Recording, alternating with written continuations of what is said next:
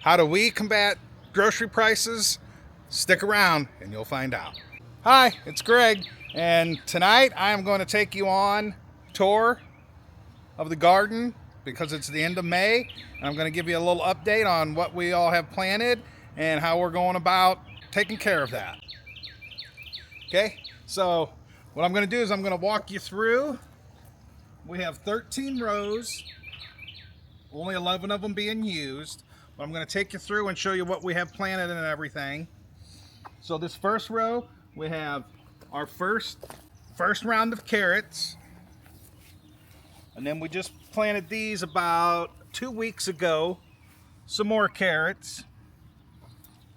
And then here we have patty pan squash. It's doing really well.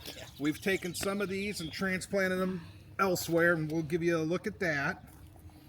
This is our asparagus row with one, two, couple patty pans in there that we were gonna end up cutting out the carrots. So we just decided to move them because we had some open space. This is row 2. This is tomatoes.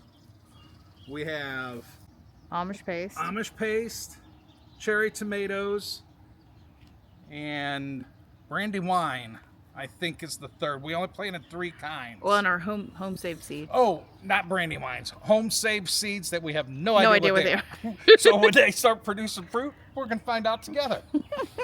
Then this is another row of tomatoes. And we've got some Genovese basil, some dark opal sweet basil, and another Genovese basil. And in front you can see I have some marigolds. They're supposed to help keep the critters out.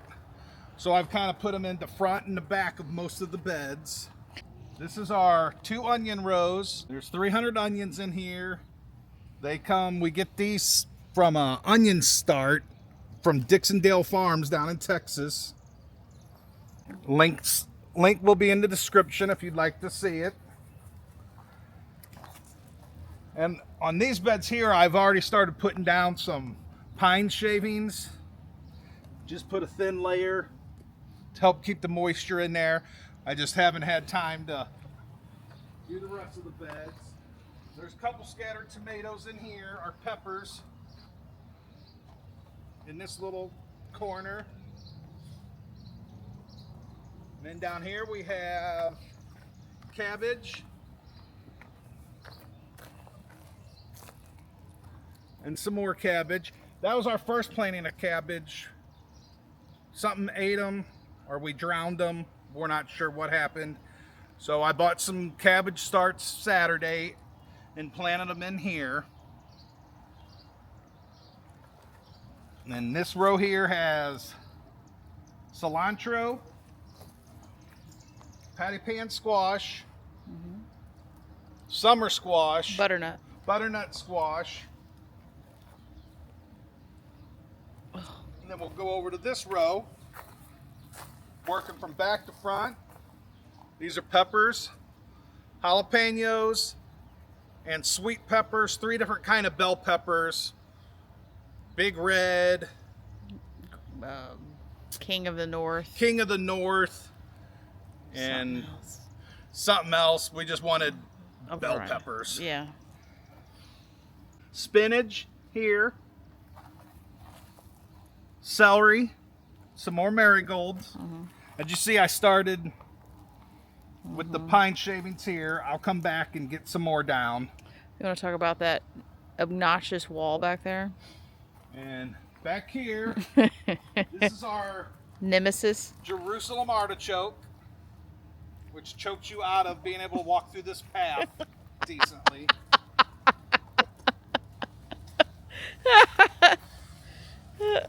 Right here this was like an experiment that I wanted to do. Glass gem corn.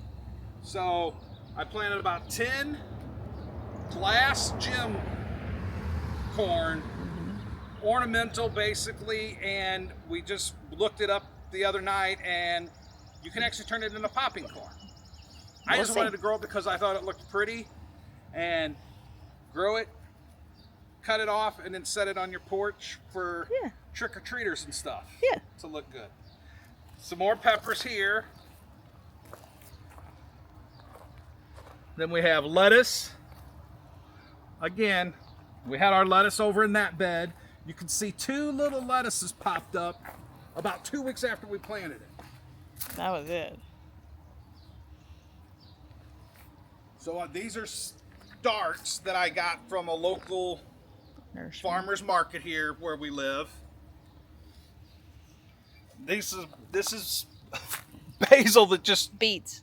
Oh, these are beets. Beets. 2 beets that came up. And these are radishes that are Going crazy. going pretty good. You gonna pull one? Oh yeah. Look at that. There's a mini radish right there. We've already picked Quite a few. probably about a dozen. We've We thinned probably- it down some. I would say we got probably 1.5 pounds. About 1.5 pounds. And so we're having trouble growing this bed. So we're gonna have to find something, because this is shady area. That's a lot Yeah. more direct sunlight. We got this tree to contend with. And if, I don't know if she can... We get a lot of critters that like to come in here, squirrels. They like to plant their acorns and stuff and then come back and get them at a later date. Now we'll step out of the garden bed area. And this is our raised garden beds. We have 3 of them. This is our second round of potatoes. And underneath, Yeah, can you?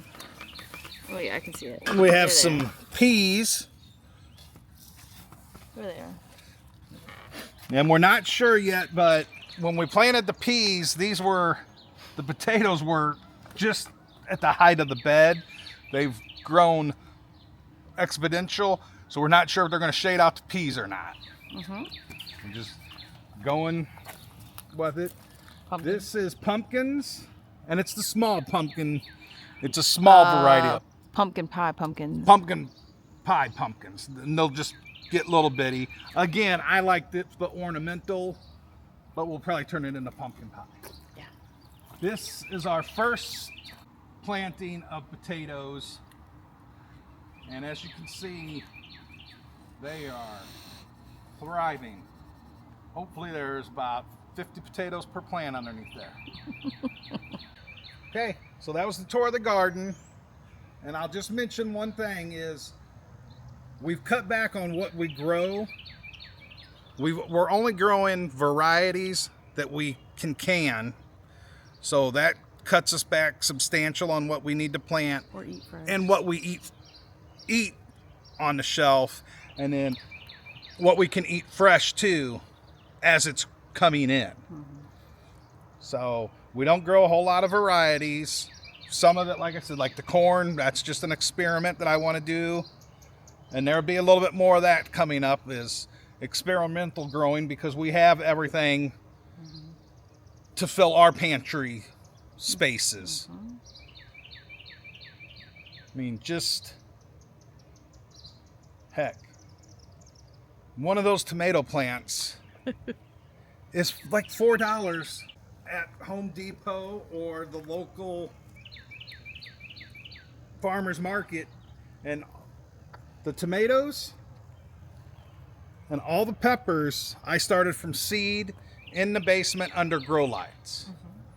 So we have about 28 tomato plants, about 24 pepper plants, and that's still working off the $3 bag of seeds that we bought last year. And then the onions, we cut back from 400 last year to 300 this year, and it was $56 all in for 300 onions. And when they come in, we'll freeze them chopped up, we'll braid them for fresh, and that's just another item that'll feed us for 1 year. That's another item that we don't ever have to worry about buying at the grocery store. We don't buy any tomato product. We were buying sweet peppers because we couldn't grow them last year. We're hoping this year to knock that out. We grew enough hot peppers last year for about 3 years. And onions, we only backfill onions when they're growing because we've frozen all of last year's onions. We ran out of, we went through what we had hanging. So this is how you can beat the grocery store. Seed packets are not that expensive. Put it in the ground, see if it takes. If it doesn't take, you're out $3. And then you just keep experimenting. Put it in a different spot. Like we did. We went from lettuce over there, so now I moved it here. Maybe it's going to get a little bit more sun, and we'll see how that grows now. So in the comments below, I want you to let me know, what are you going to grow this year? On a bucket in your porch if you live in an apartment in the city, in a small garden like this, indoors, hydroponics, underneath grow lights. Put it in the comments, let me know what you're going to grow. We can all discuss and help each other out. All right, over here we're going to post last year's playlist of the garden, all its updates, what we grew in it.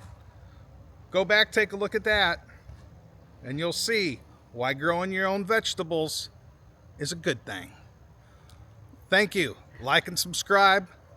Have a good day, y'all.